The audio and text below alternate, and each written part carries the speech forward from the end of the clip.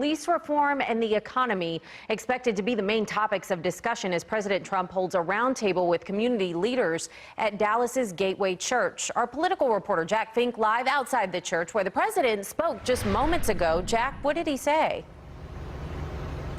Well, Brooke, the president I still believe, is in the process of speaking at the roundtable right now. He did lay out, from what I heard, an economic development proposals, and he also mentioned a little bit about police reform. The president is speaking, so let's listen in just a little bit. You'd have people online that weren't very ill, and they'd be terminally ill before they got to see a doctor. They'd die.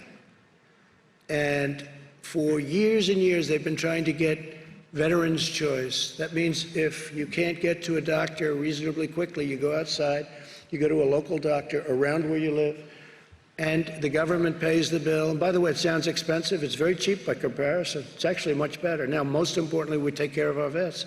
By far most importantly. But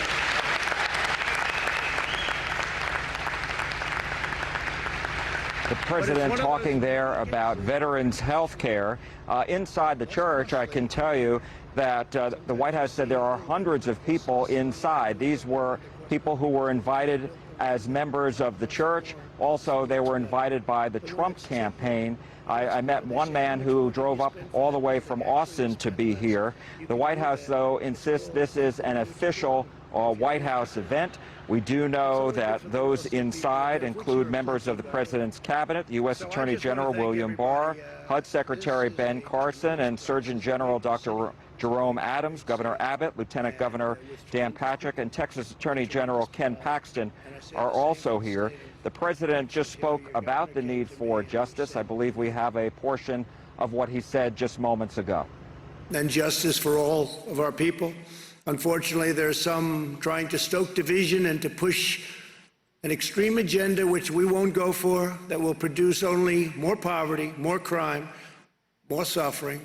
This includes radical efforts to defund, dismantle, and disband the police. The Democratic presidential candidate Joe Biden has also come out on record and said he opposes the idea and the effort to defund the police department.